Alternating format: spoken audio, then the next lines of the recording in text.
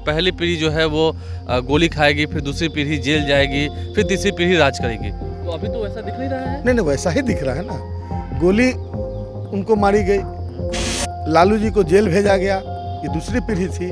और तीसरी पीढ़ी अब जो है उसको राज सत्ता से हटाने के तमाम या फिर नहीं आवे सत्ता में, इसके लिए तमाम प्रयास किए जा रहे हैं। आपने कहा सम्राट चौधरी जी का और उपेंद्र कुशवाहा जी का, दोनों तो चले गए ना एनडीए के साथ। चले गए भाई।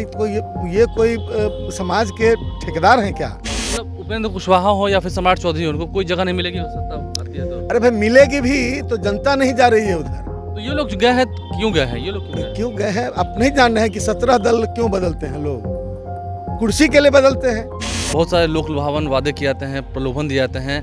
हो सकता है आलोक मेहता को भी बीजेपी में आने का निमंत्रण दिया जाए। मैं बोलता नहीं हूँ, लेकिन आपको क्या लग रहा है कि इतने दिनों में नहीं दिया गया होगा?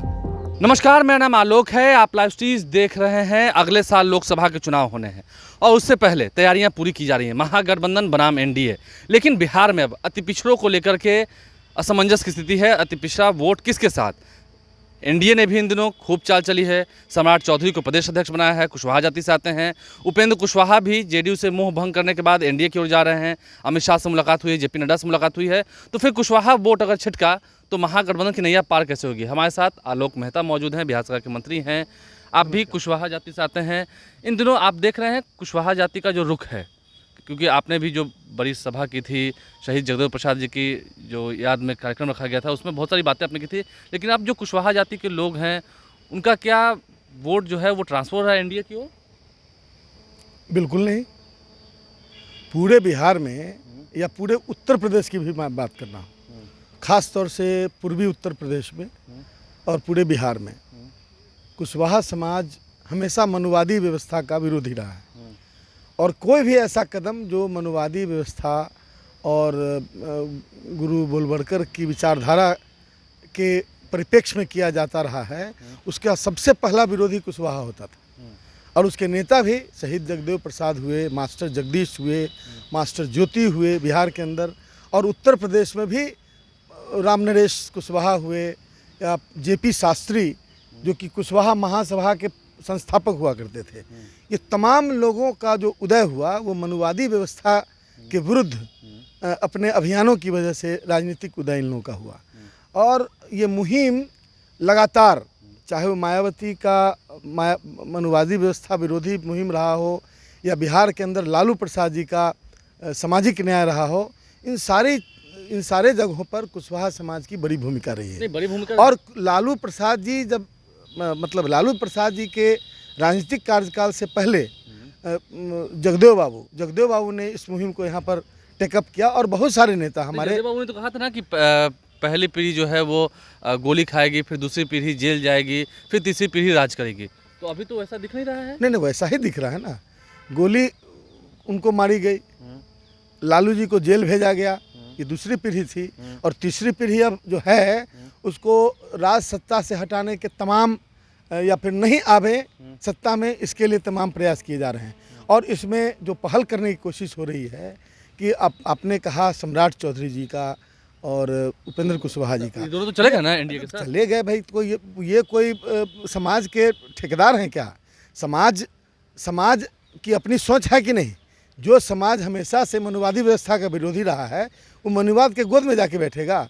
ऐसा नहीं हो सकता। लेकिन नहीं, हम समाज को सम्मान देने की बात कर रहे हैं। सम्राट चौधरी को प्रदेश अध्यक्ष बनाकर बीजेपी ने सम्मान दिया। उपेंद्र कुशवाहा भी उधर ही जा रहे हैं क्योंकि नीतीश कुमार के साथ उनकी बनी नहीं। देखिए, प्रदेश अध्यक्ष बना के कोई कह दे कि सम्मान दे दिया, तो केशव मर्जा को भी उत्तर प्रदेश में प्रदेश अध्यक्ष बनाया गया आगे था। तो मुख्यमंत्री बनाने की बात सुनिए ना, पहले पूरा उत्तर प्रदेश घुमाया गया कि इनको मुख्यमंत्री बनाया जाएगा। माने इसी तरह से जैसे गिरिराज बाबू ने अभी कह दिया ना कुछ, उसी तरह से वहाँ भी लोग कहते रहते थे बीच बीच में कि केशव मौर्य प्रदेश अध्यक्ष हैं, मुख्यमंत्री बनेंगे।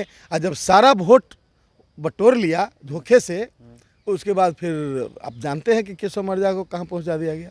वो उप मुख्यमंत्री नहीं, एक सामान्य ढंग से कह सकते हैं कि कोई और मंत्री होंगे, उससे भी मतलब खराब स्थिति बीच में कर दी गई थी।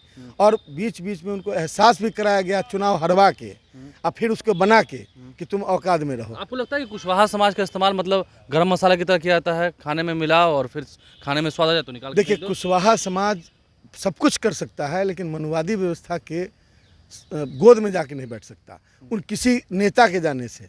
नेता अपने अपने स्वार्थ में कुर्सी की वजह से, माने ये लोग बोलते हैं लोक लुभावन बात, लेकिन सच बात यह है कि कुर्सी प्यारी है और उसी के लिए वजह से ये लोग वहाँ तक गए हैं, लेकिन जनता नहीं गई है। जनता चुनाव होने हैं तो आप अरे मैं वही बता रहा हूँ ना, जनता ने उत्तर प्रदेश का हश्र देख लिया है, इसलिए जनता नहीं गई है। हर व्यक्ति के जुबान पर है कि जो हश्र उत्तर प्रदेश में केशव मौर्य का हुआ वो भी नहीं होगा, उसको तो कम से कम उप मुख्यमंत्री उनको बना दिया गया, यहाँ वो भी नहीं होगा, क्योंकि यहाँ पर भारतीय जनता पार्टी के ही विधानसभा के जो प्रतिपक्ष के नेता हैं उनका भी बयान आया कि ये आरएसएस बैकग्राउंड के लोग ही मुख्यमंत्री बनेंगे।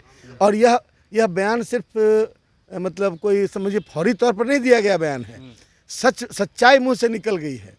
और इन बातों को भी जनता, मतलब उपेंद्र कुशवाहा हो या फिर सम्राट चौधरी हो, उनको कोई जगह नहीं मिलेगी अगर सत्ता आती है तो? अरे भाई मिलेगी भी तो जनता नहीं जा रही है उधर। तो ये लोग गए हैं, क्यों गए हैं ये लोग? क्यों गए हैं आप नहीं जान रहे हैं कि 17 दल क्यों बदलते हैं लोग? कुर्सी के लिए बदलते हैं, कुछ भी मिल जाए जाते जाते उसके लिए गए हैं, और किस चीज़ के लिए गए हैं? अंतिम सवाल है, अगले साल लोकसभा चुनाव होने हैं, उसके बाद फिर विधानसभा चुनाव होने हैं। आपको लगता है कि 8% आबादी है ना कुशवाहा समाज की, लगभग 8 या 9%? अभी इसलिए तो हम लोग जातीय जनगणना कराना चाहते हैं, जिसको रोकने पर लगे हुए हैं लोग। तो क्या ये वही 10% वाले लोग हैं जो आप कह रहे थे? 10% को, अब मैंने कहा कि जगदेव बाबू ने 100 में 90 की बात की, तो 10% लोग बदलते रहते हैं, शोषक और शोषित बदलते रहे। पहले अंग्रेज शोषक थे, भारत के लोग शोषित थे, उसके बाद जो जमींदार और उस किस्म के लोग जो अंग्रेज़ों की चमचाई करते थे, उन लोगों ने संपत्ति की सत्ता तो सौंप ही दी, अत्याचार की भी सत्ता सौंप दी, और ये शोषण करते रहे। तो ये 10% बदलते रहे, लेकिन कुछ लोगों ने इसको मिस इंटरप्रिटेशन करके EWS की तरफ ले गए कुछ लोग, जो कि गलत है। हम लोग तो EWS के लिए मांग करने वाले लोगों में से थे, आर्थिक रूप से जो तो अभी जो 10% जो शोषक वर्ग है, जो जिसकी तरफ इशारा था मेरा कि केंद्र की सत्ता पर वे ही 10% सोच के लोग बैठे हुए हैं जिनके बारे में जगदेव बाबू कहते थे। तो वो 10% के लोग आज केंद्र की सत्ता में बैठे हैं, और वही 10% के लोग नहीं चाहते हैं कि मतलब जातीय जनगणना हो, सेल्फ रिकग्निशन हो, अपनी हैसियत का अंदाज़ा रहे, और जो नीतियां बने देश में, क्योंकि ये डेमोक्रेटिक कंट्री है, इसलिए इसमें वोट, इसमें व्यक्ति का महत्व है, और व्यक्ति कितने लोग हैं, कितनी जनसंख्या है, जनसंख्या के आधार पर डिस्ट्रीब्यूशन ऑफ मतलब जो फैसिलिटीज़ होती है उसी के हिसाब से होता है। तो ये कितना, सपोज कि रिजर्वेशन ही देना है, तो कितना किसी जाति को रिजर्वेशन दिया जाए, जब तक जातीय जनगणना नहीं होगी तब तक फिक्टिशियस डेटा के आधार पर कर रहे हैं। अंतिम सवाल आपसे, तो फिर डर क्यों रहे हैं जातीय जनगणना से? ये सवाल ये उठता है, ये लोग डर रहे हैं, ये लोग डर रहे हैं जातीय जनगणना से। आपने 7-8% की बात की, मैं बिल्कुल अनऑथेंटिक डेटा पर नहीं बोलना चाहता हूँ, लेकिन मैं इतना तो हर लोग जानता है कि बड़ी आबादी है और फर्क करने वाली आबादी है। तो मेरा पूरा विश्वास है कि बिहार के ही नहीं, उत्तर प्रदेश के भी कुशवाहा समाज के लोग इस बार मोदी जी को हटाने में अपनी प्रमुख भूमिका अदा करेंगे। अंतिम सवाल है, क्योंकि बहुत सारे लोक लुभावन वादे किए जाते हैं, प्रलोभन दिए जाते हैं, हो सकता है आलोक मेहता को भी बीजेपी में आने का निमंत्रण दिया जाए? ये मतलब मैं बोलता नहीं हूँ, लेकिन आपको क्या लग रहा है कि इतने दिनों में नहीं दिया गया होगा? कितनी बार दिया गया आलोक मेहता ने अपने कार्य के प्रति और अपने विचारों के प्रति, अभी तक की राजनीतिक यात्रा में। आप बताने की ज़रूरत नहीं, हर कोई बोल सकता है इस संदर्भ में कि आलोक मेहता का राजनीतिक चरित्र क्या रहा है। ये राजनीतिक चरित्र बदलने वाले लोग, सत्ता लोलुप लोग समाज को क्या दिशा देंगे? समाज अपनी दिशा तय करेगा इस बार।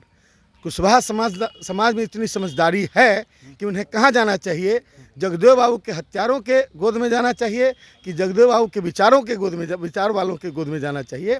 ये बात उनकी, और उनको फ़र्क करने की, माने राष्ट्रीय जनता दल ने जितना कुशवाहा समाज को दिया, बिहार में 13 मंत्री दिए, BPSC के मेंबर से लेकर और मतलब यूनिवर्सिटी सर्विस कमीशन तक के, और हज़ारों की संख्या में डिफरेंट जॉब्स में उनको प्रायोरिटी मिली, और मतलब प्राथमिकता के आधार पर उनको सुविधाएं दी गई, ये सारी चीज़ें इसी सरकार में हुई है।